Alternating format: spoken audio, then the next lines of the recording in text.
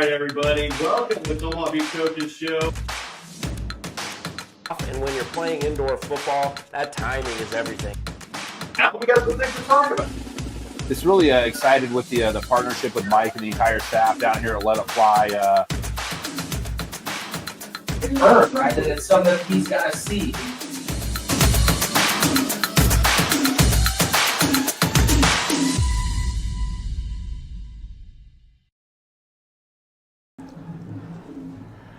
Good evening, everybody, and welcome. Omaha Beef Coaches show. We are at Let It Fly Sports Bar, downtown Omaha, as we are on Monday nights of game week, and it's the last regular season game we're getting ready for. Todd Walkenhorst, Jason Unger, cast of characters yet to join us here, including the head coach. Later on in the show, happy Memorial Day. You know Memorial Day edition. Great day, right? First off, obviously, hats off to all the people that we salute on this holiday. Second off, free parking downtown. That was awesome. Free parking. And third off, time and a half. So, time and a half. We figured this out the other day. Time and a half of 0 is... Well, get the calculator out. Ricky no, it's not 1. It's lower than 1. So he's not good at math. But anyways, back to this. Omaha coming off another victory. They played the Shreveport Falcons this weekend. Well, Shreveport, what were they? I don't know who they played. Rougarou. Yeah. Part of the Falcons team we saw. We saw some familiar faces. It was some familiar faces. Did you pick up on that? Yeah. Omaha victorious. A similar outcome. A win. Right. For Omaha. That's the important part. 47-12, Omaha victorious. Really in control of much of that game. We'll talk with the head coach, Brandon Negron, his thoughts about that. It's a win. That's the most important thing. I know there's some things that they took from that game as they were victorious by 35, but they're winning 22-0 at the end of the first quarter. Really had control of that game. Yeah. And we'll talk about that as they go to the last regular... Time flies, right? It does, man. We're at the last regular season game. End of May. We're getting ready for the playoffs. I mean, it's winding down, buddy. Let's outline the scenario. First order of business. Go out to Denver. You're playing the Colorado Spartans for the second time this year. They met early in the season. Omaha victorious when they hosted them in Ralston.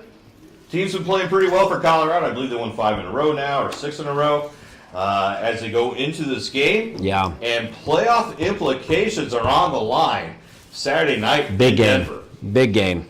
I mean, the last time the two teams played, March 15th, you can't really take anything from that game. I mean, it was a big win for Omaha, but a lot of things have changed since then. Both teams, a lot of roster turnover. Of course, the Beef have a new coach. So, I heard about that. You can't really take a lot from a game that was played over 2 months ago. Omaha is going to face a team that's playing pretty well. Yeah. They were just victorious, Colorado that is, up at Sioux City, arch rival. Didn't do any favors for Omaha. Could have used a victory, did not get it.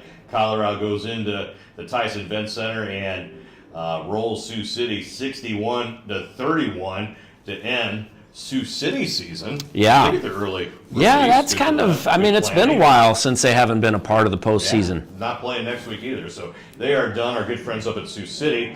And that means the winner of this week's game. Here's what we know. It's the National Division, I'm told. That's what Omaha's in, right? That's right.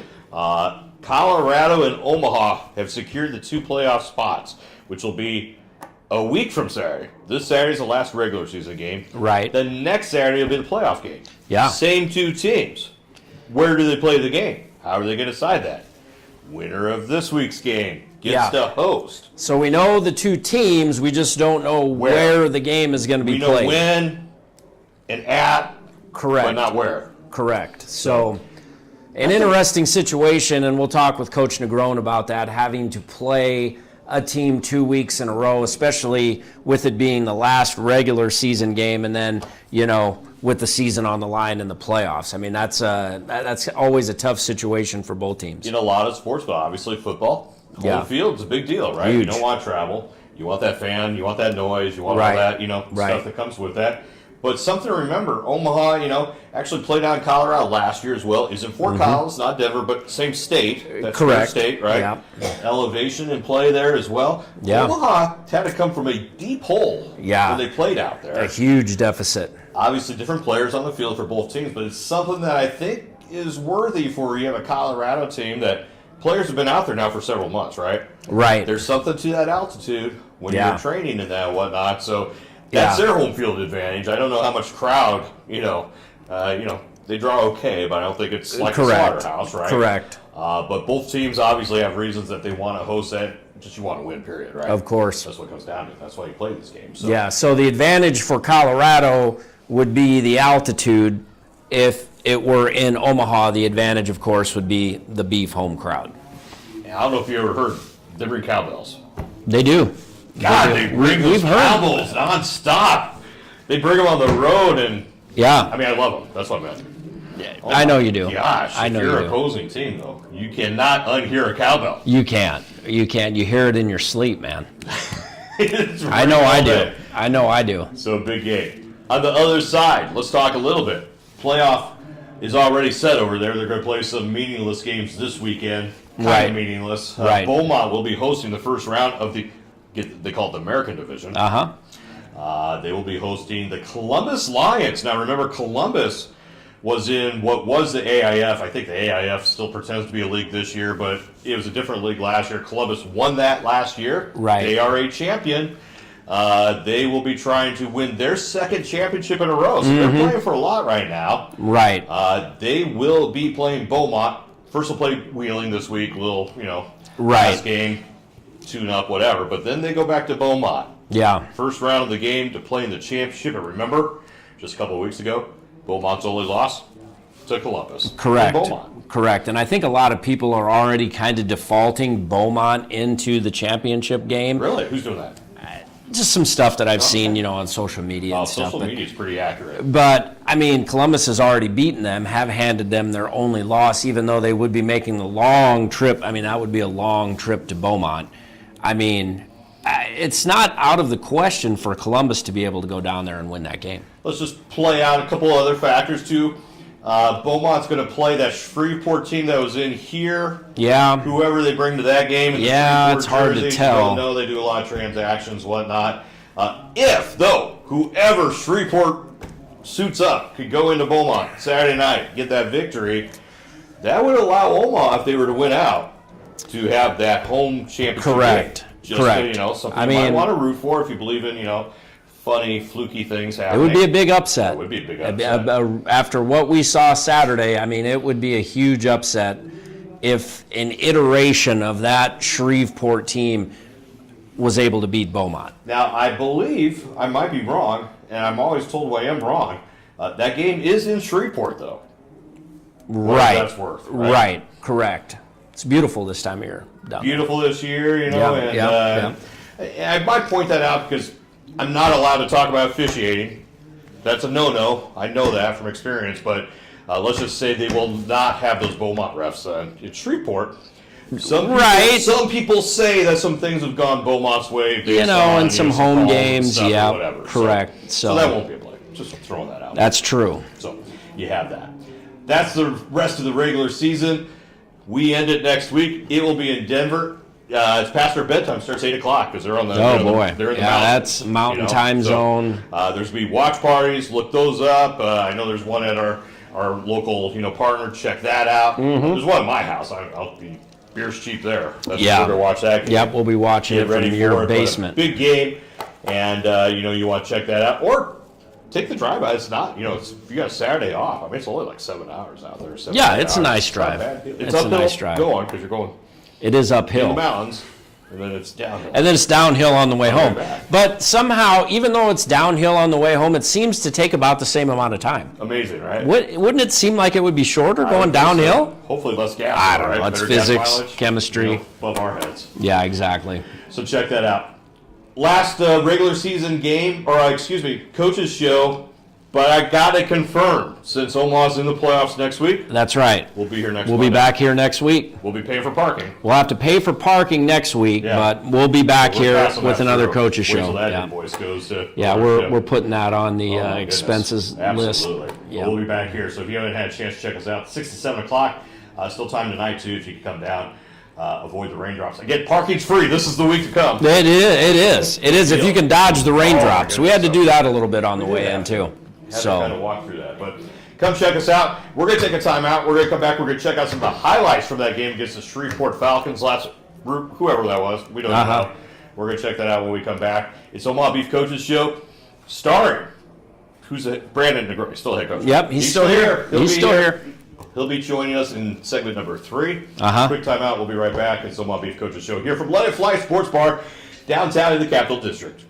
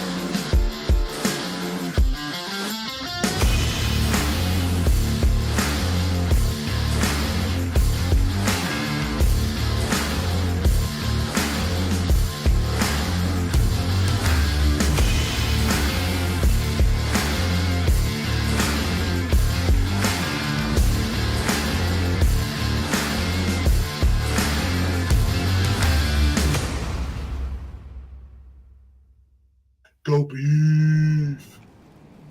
Back at Let It Fly Sports Bar, getting ready for the last regular season game against the Colorado Spartans this weekend. We are going to go back and look at the highlights against.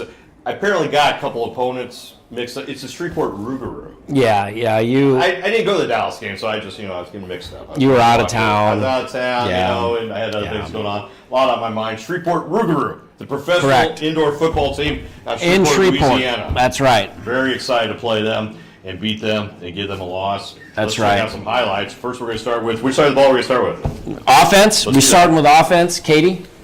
All right, here we go. We got the offensive package coming up here. Jeff and Katie setting us up with the highlights. That's Moose right there. Yes, it is. A little dig route over the middle. Big gain for Moose. That was a first half catch for him. Conliff catching this pass. I believe this was the fourth down reception. He was so wide open, Zoe almost missed him. Yeah. Threw it on his back foot. Put it on his back foot, but Conliff was able to take it in for the score. Oh, thank goodness we got. Oh, I love kicking. Yeah, kicking, but we didn't even end up kicking here. We had to call fire. Yeah, that's why I made it. Fire, kicked it, and we threw it to Junebug. How about that? A completion to Junebug on the fire call. He was legal. Is it still fire? Is that what you still yell when you bobble a snap? Okay. Nothing changes there. Got it. So Junebug, the big man, catching the 2-point conversion there, and I think we're going to go to the throwback to Zoe Brown. Good thing. Buffering. Love it. A little buffering, but that's okay. Zoe caught it, got knocked into the boards, and ended up no worse for wear. I mean, that's the most important thing. How about this? How about this, Todd? Look at that. Dropped a deuce on him. Plenty of distance. I mean, that was good leg. That was good from really good. I mean, that would have been good from a long ways. Now we got, how about Ross with his first touchdown as a member of the Omaha Beef? No, we were talking about it during the broadcast. He was not going to be denied. Shoulder down. And then we got Champ Taylor taking it in for his second touchdown. I mean, not even touched. I mean, the offensive line solid the entire game for the Omaha Beef. Look at that hole. I mean, probably not you. Maybe Ricky. I think Ricky could have got in there, definitely. Now we'll switch over to the defensive side of the football. Boy, oh boy, it was a rough day for the Shreveport quarterback at Jackson, Terrence Jackson, picking off the pass there. And we got Rock coming up here. I think he had 6 or 7 tackles here, and he just crushed you got 2 for that one. The Shreveport quarterback. Just no chance for him there as he tried to find some running room. Nothing doing there. We got slow motion. Yeah, Johnny Kate, they love their effect. Slow motion. Love it. And a whole group tackle there brought down the Shreveport ball carrier. I think we're going to have a tip pass here. DeAnthony Hall-Steele has done that so many times this season for the Beef. He does a great job of getting his hands up in the passing lane and knocking those passes down, and he did it again on Saturday night. Oh. Look at that. Another group tackle, 4 or 5 guys in. Coach Loftus. Different quarterback, Coach Loftus, same result. He preaches that, getting to the football, gang tackling, and the Beef did that on Saturday night. I think this is going to be the safety coming up here, if I'm not mistaken. Running the wrong way. That is not a good idea. Not a good idea. Ralph Turner and the boys making the safety there for the Beef. And again, that's Rock making the stick, big stick in the middle of the defense for the linebacker for the Omaha Beef. Going with their Penn State helmets, I see, all white. All white. Got another interception coming up here. This is Adams' pick. Boy, that one was floating for a long time in the air. That's one of those you shoot down and duck hunt. That's my duck hunt interception of the game right there. Yep. And then we got penalty flag, and then a tip pass, and then and Adams with another interception there. So end over end pass. That is not a good situation for the offense. So wow. Kind of a complete game. You saw it there in the package, offense, defense, doing the job, all resulting in a huge home win for the Beef. A lot of good things there, but I know, talking with the head coach, you may have noticed it's 32-0 at one point. I believe it's 22-0 at the end of the first quarter. Yeah. We'll talk with him about it, but it's tough sometimes to keep that intensity up. Sometimes you kind of play to your opponent a little bit, and I know there's some things he wants to work on because there were things that obviously did not cost him in this game, but you can't do that against a better team, and most likely not taking anything away from anybody. They're going to see a better team this Saturday out in Denver. Yeah, absolutely. We're going to talk with Coach about that last possession of the first half. We called it during the broadcast. He was not happy.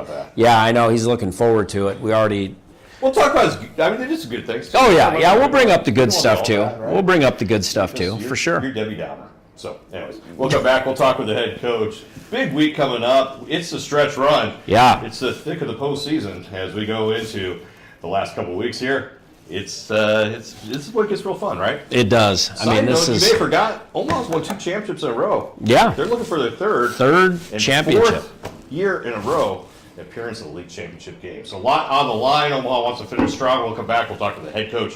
We come back to the Omaha Beef Coaches show from Let It Fly Sports Bar at the Capitol, downtown in the Capital District.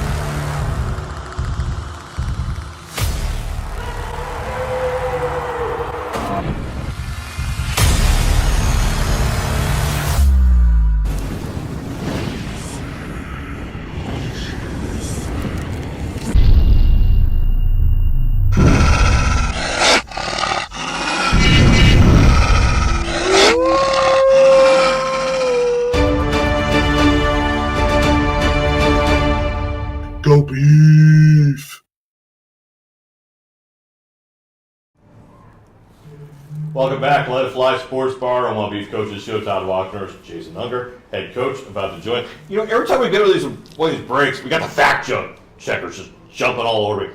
There'll be 5 championship games in a row. Omaha's been playing. Yeah. Oh my gosh. You should know that. I should know that. You should know that.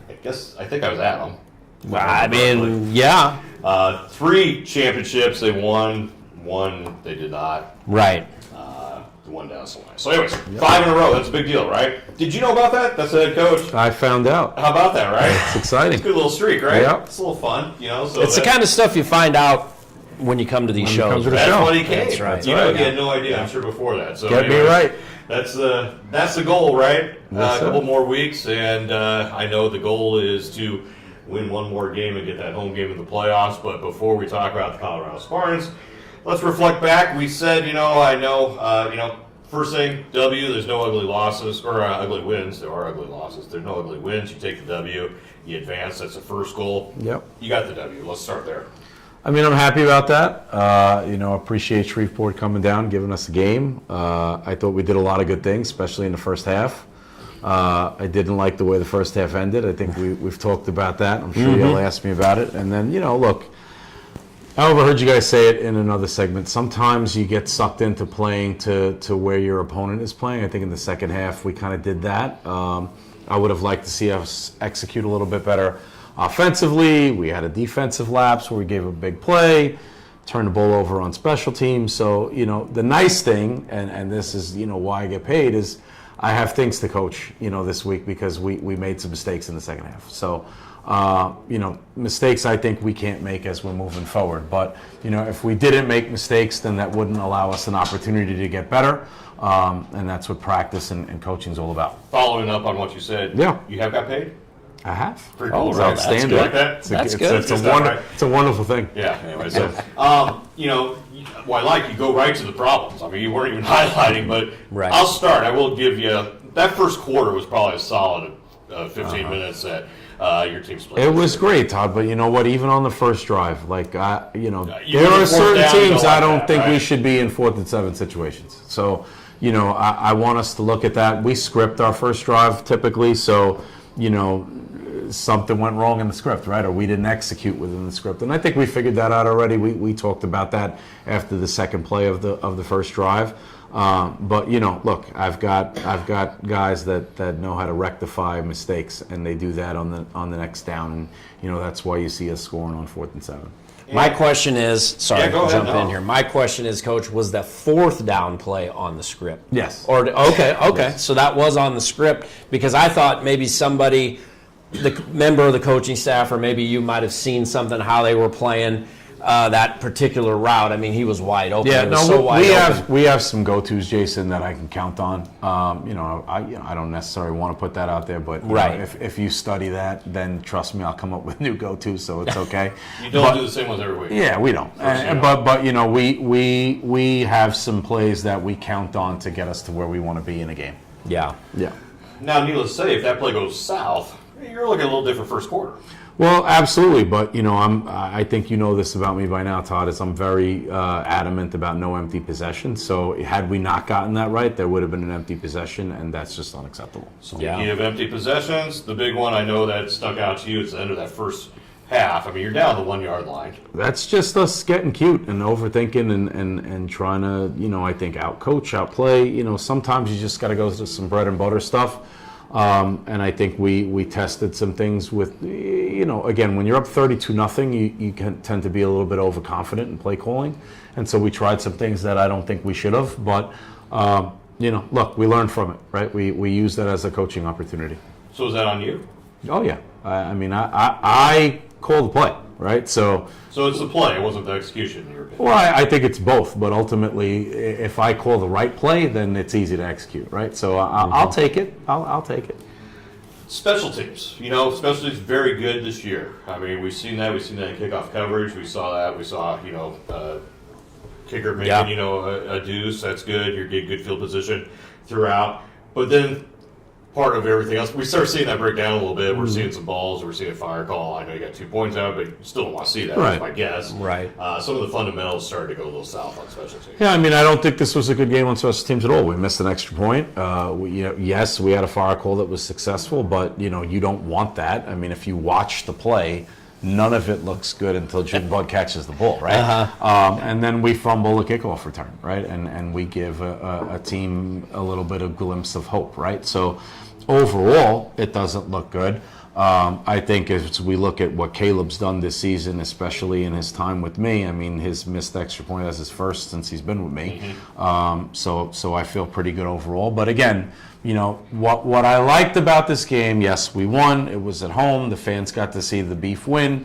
But it left us with opportunities to get better. And that's what you want. You don't want to be in a place where 3 games ahead of the ultimate goal we're too overconfident. So there was enough bad that happened that allow us to maintain some humility, and that's what we'll coach up this week in practice. And I know you focus on the offensive side of the football. Talk about what you liked on the defensive side and what Coach Loftus did to be able to control that game. We have a standard, right? I say the standard is the standard, and the standard is Omaha. So the standard is keeping teams under 20 points a game. That's our average, right? So we held them to 12.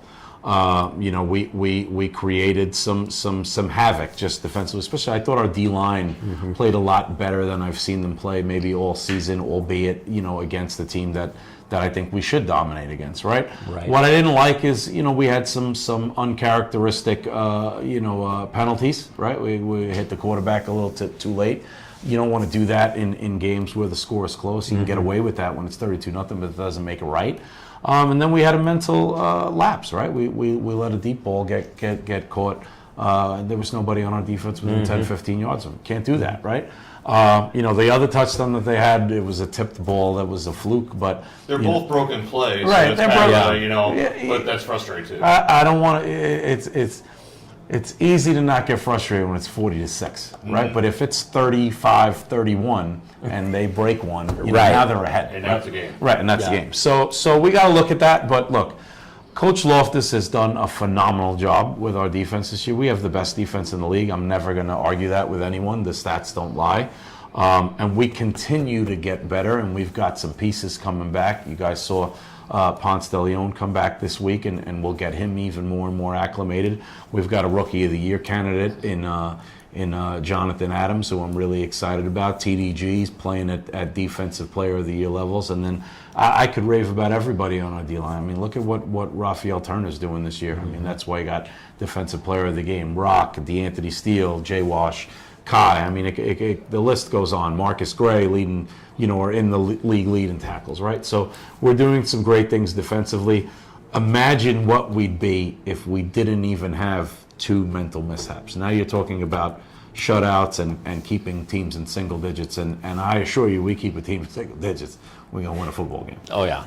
Bigger picture stats, one, which I'm sure you know, it's either plus 13 or plus 14 on turnovers. Turnover which margin. Is, a credit obviously to the defense and the offense, because it's the giveaways and the takeaways. Obviously, you do that. I mean, that's 1 to 2 extra possessions a game. I mean, that's obviously a point of emphasis. And that's a credit to both sides of the ball. I mean, obviously, we want the defense to create turnovers, but Lorenzo Brown has protected the football, and I've been really on him about that, and he's taken that to heart. And look, we threw a pick. I don't know, that was the best play call either. It was second pick of the year. And we threw a ball into a cover 2 coverage that we probably shouldn't have thrown. But again, when you're up 32-0, you test things, and we failed that test. Offense. I know you're working on some new things. You bring some new things out every week. How much? I mean, obviously, big game. You need to win it. But do you coach a day differently, knowing that that's the team you're going to see in a week? No. I mean, look, my mindset going into every game is I game plan for the team in front of me. So, I'll look at what they do on film, what their tendencies are, and we'll try to beat that. I'm never going to give you everything, right? I know I have to play this team twice, but I want the home playoff game, right? So I'm not going to hold back to the point that I jeopardize us getting the home playoff game. I know there's an advantage to playing in Omaha. I want to give our fans what they want.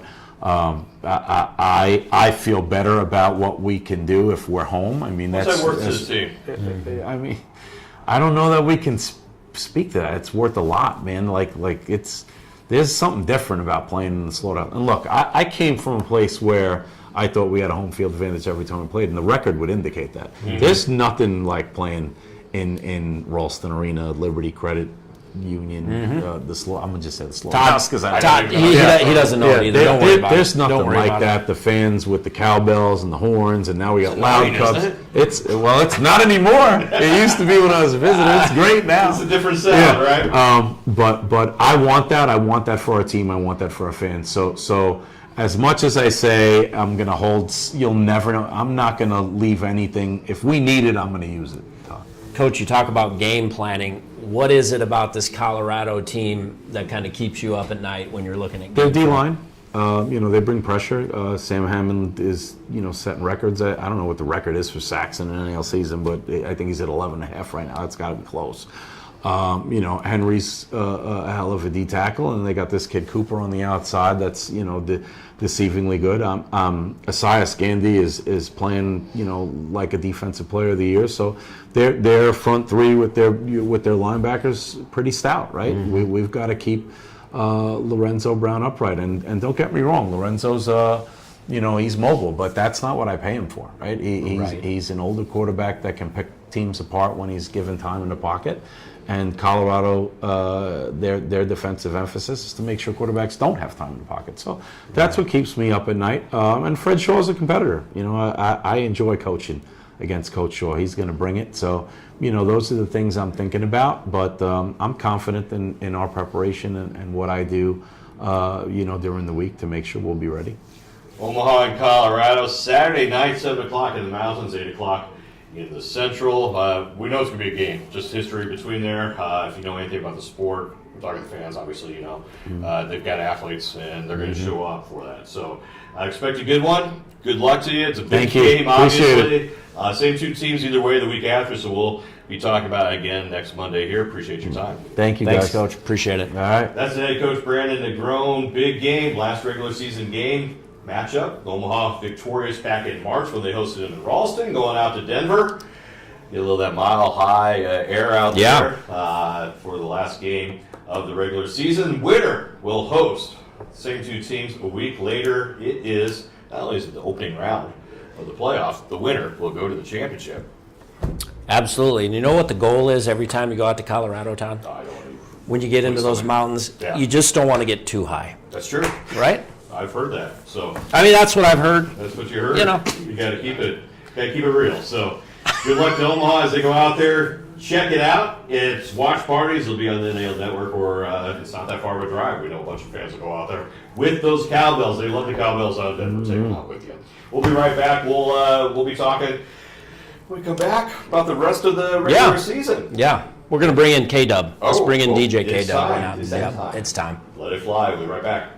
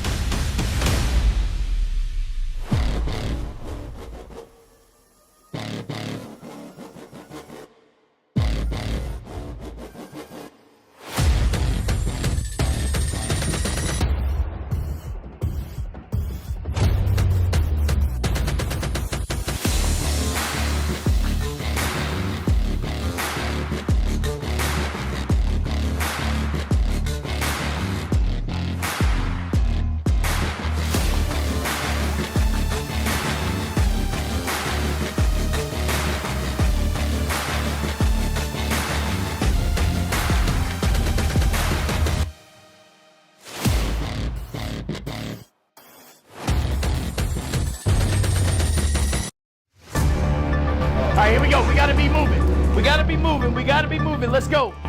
It's game time, fellas.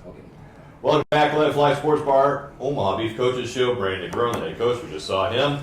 Todd Walker, Jason Unger, not the head coach. No. DJ K-Dub. In the house. In the house. Tell you what, season flies, right? Here we are. It's the last game of the season already. And, stakes couldn't be higher. You talk about, we're kind of talking before the game, people kind of forget. This is a team that, gone to 5 championships, or looking for their 5th championship game in a row, gone to 4 in a row.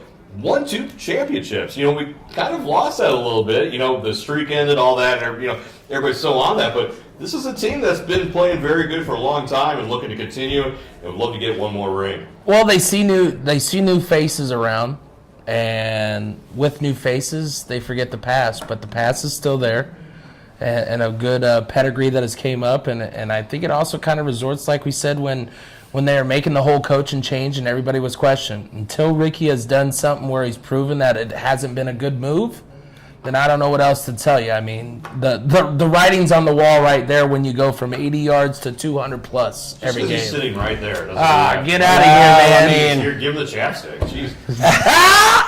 No. I keep it real. So Todd and I kind of sit up from above and call the game, and we do our thing from up there. But I feel like you're connected with the guys. Talk about the feeling that you have, K-Dub, with the team and them getting acclimated with Coach Negron and the new coaching staff. Have you seen that kind of gel here the past couple of weeks? I've just seen more gel as far as players willing to do whatever is needed. Right. You had David Ross play not only line but also did running back. You had Champ again playing all sides of the ball for his team. D-line, willing to get some time. And I think when you have these players who are willing to do what the team needs, that goes into what we're seeing on the field, where the score is where it is, where we're looking to win all the time because they're willing to sacrifice it. And I think, I interviewed Champ after the Sioux City game, and it was just a quick one, but that was his. I said, what is so important of you playing all these different positions? And he just said, wherever the team needs me, I'm there. Right. And I think when you feel that camaraderie, get back to what we have seen with the success of the continuance of a lot of your 2023 players back for 2024, it's good to see where it's not the same crew, but they're gelling and starting to get in that motion. Absolutely. They're trying to play their best ball of the season. You always want to be playing that at the end. That's the key, to a successful run. Going back to the game, though, you get to talk to the coach at halftime and cracking up a little bit because I know your role and what that is, and they have their worst possession of the game coming off the end of the half. Talk about it.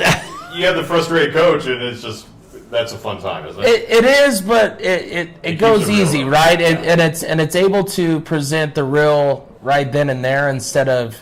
There's nothing better than asking that for a little crowd. Well, and that's just it, right? Like, the questions aren't pre-done. It's just whatever I could see. You have to ask the question. No. We knew what was coming. And it was just, obviously, going back to someone that constantly talks about his standard, if we don't question it, as you guys do as well with every interview you do with him, then we're not doing our fans justice to hear how he really feels and is seeing it instead of throwing out that smoke of everything was just so great. That's what it's about, and that's what makes champions and great teams. So it's just a fun moment. It was. I'm like, well, I can't wait to hear this interview. Yep, K-Dub's right in the middle of it down there with the raw emotion, because we know right after he talked to you, he went into the locker room because we were talking to him off camera, and he had a few choice words for the boys about that final drive of the first half. Well, and then of course you got fans where I'm at right there. I'm always around different fans, so just hearing the fan reaction when you're seeing what you're seeing to that extent at the end of that quarter, it even goes into the fans where they're kind of like, what's going on? Right. So when you're able to kind of give a little bit of the coach's answer directly right after without him really having time to go in the locker room, make his speech, and think about it, it's a surreal moment. It's getting the real right then and there instead of waiting for a little bit of push-up of going, hey, we're in a new half now. We're beyond that. No, let's talk about it now. Right. There's such a fine line, and it's something you can kind of, take the temperature of when you're down on the field and down on the bench between arrogance, cockiness, confidence, or lack of all. Yeah. Just talk about the evolution from the first week where they started they're coming out. I think that's what we kind of felt like. They just, felt they were, two-time defending champions, and here we go. Right. Compared to now, we're, going to go win this thing, hopefully. Well, I think you're seeing the vets really step up in that aspect of the game, of the expectation of what they earned prior to this season, right? And knowing that if you weren't here prior to this, it's not that you can't have that behind you, but you haven't earned that right. And I think that's the gel that had to change after the first couple games, was the understanding of whether you were a part of that history or not, it doesn't matter. We're still looking to win this next one, and we're looking to make new history and a new record. So I think that was the aspect in the change that has really taken place of whether you were a part of the championships or whether you're going to be a part of the next championship. Yeah. And you could see it amongst the guys. Definitely. I think we were talking to Todd a little bit during the second half of that game. You get off to a good start, you're up big, you're playing a team, obviously, that has maybe a little bit, as far as a talent, not a little bit, maybe a lot, inferior talent to you. It's easy to get caught up and not maybe play your best football in the second half, and I think we saw that. We saw some uncharacteristic penalties, maybe some guys losing focus a little bit. Did you kind of get that sense there down on the field? Yeah, and what I liked is other people were willing to step in to let them know that, okay, your spot isn't secured. Right. So seeing like a champ jump in at D-line, you knew that if you made the mistakes, we're going to find the next one. I mean, you have a good movement of 5 to 6 guys between that line and linebacker. Yeah. I mean, there's no solidified who is going to be there if you're not playing up to what's expected. So it's not good to see from the fans' point of view to go, okay, what are we seeing here? We didn't get the points that we should be getting. Right. But on the coaching side, it also allows them to really dig deep and find out if they're going to get the most out of these players of what they're expecting, or are they going to allow that to happen as we go into this next game.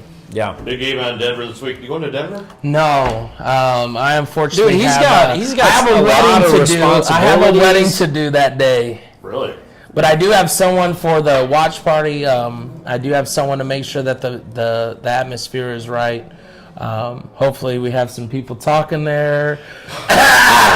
No names, but that's on you guys. We'll see. Well, it should be fun. Big game. We'll know a week from now where we sit. Yeah. We look at the playoffs, and it's going one way or the other. Return back out to Denver or hosting them in the slaughterhouse. So should be fun. We'll come back. We're going to wrap this thing up. Last segment forthcoming. Appreciate you stopping by as always. Thanks, K-Dub. We'll be back from Let It Fly Sports Bars, Omaha Beef Coaches show right here from downtown Omaha.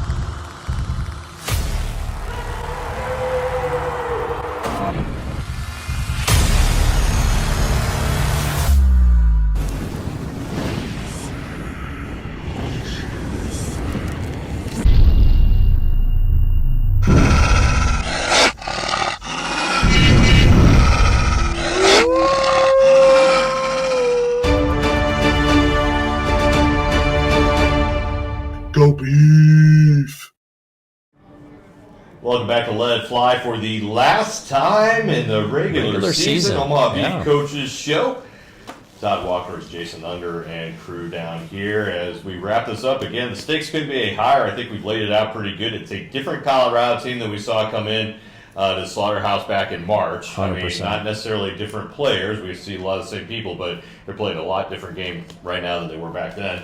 And if you go back to then, we expected that game to be more competitive than it was. It's kind of surprising Omaha played as well as they did against them, or Colorado didn't play a little better in that game. I think this is the Colorado team we're expecting all year. Well, it was kind of a weird game. Remember, there just wasn't that much offense. We looked at the offensive totals late in the game, and we're like, does anybody even have 100 yards in this game? It was just kind of a weird game. Both teams completely different now. Obviously, a new head coach for the Beef, some roster turnover for the Beef as well. A completely different team up there in Colorado. So, I mean, you can throw out the results of that first game because, I mean, we're looking at a completely different situation now. And Colorado playing really good football, averaging 55 points a game during their winning streak. Things to always watch for.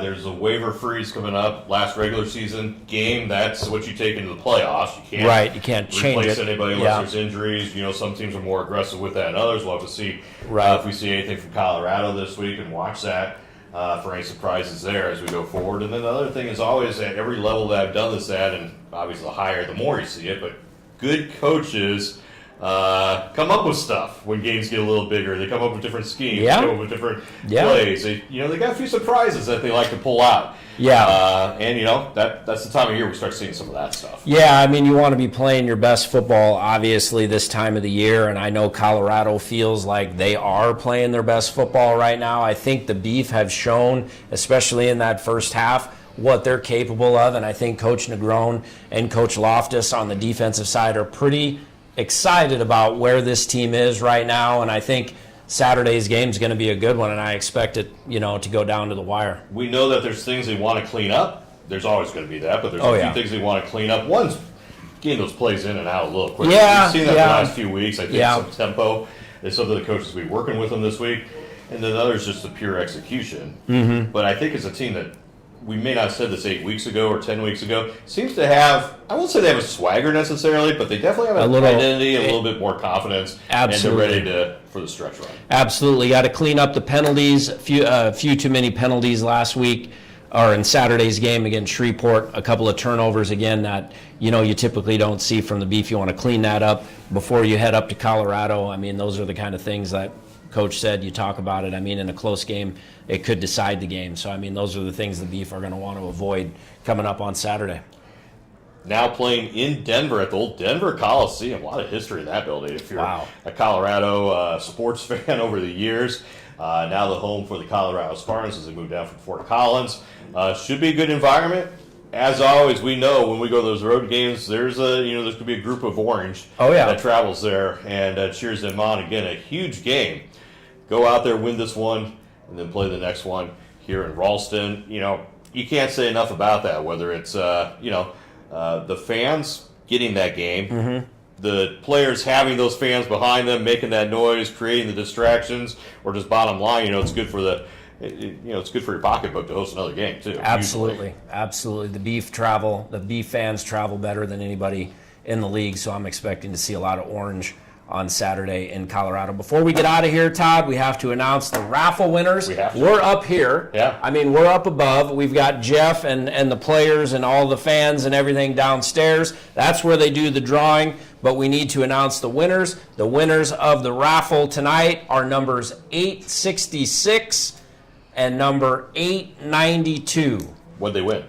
We're not sure about the prizes, but you need to see. Yes, 866 and 892. If you have those raffle tickets, make sure you go and see Jeff, and he will set you up with the prizes tonight. Omaha, Colorado, Saturday night. Also keep an eye on Beaumont, Shreveport. You want Shreveport to, see what they can do. Maybe you never know. Pull out a little surprise down there in Shreveport, Louisiana. Those are two big games. Wheeling and Columbus. Nothing really at stake with that game, but both bitter rivals that'll want to get that victory. Nobody likes to lose. For sure. It's not fun losing. I hate losing. You don't want to be a loser. No. So, anyways, come back next week. We know there will be a playoff game. We don't know where, so we'll talk about it next Monday night. We will wrap up. Well, I don't know. Is that the last coaches show? Well, it depends. We'll find out. It depends. It's TBD. Week to week. It's week to week. We're day to day. You and I are always day to day. But this show is week to week. Absolutely. We'll let you know next week. So check us all out. Check the game out Saturday. Should be a good one. It's the thick of the season. Yeah. So it's where it gets really important right now. It's absolutely. Beef time, right? We'll come back for Jason Unger, Todd Walkner's, Ricky Burst ownership, John and Kate. They make us look good. Look at this. This is so cool. They're so good. K-Dub visiting, and then, of course, the head coach, Brandon Grom. Thanks, everybody, for joining us. We'll see you next week. Postseason's right around the corner. Take care, everybody.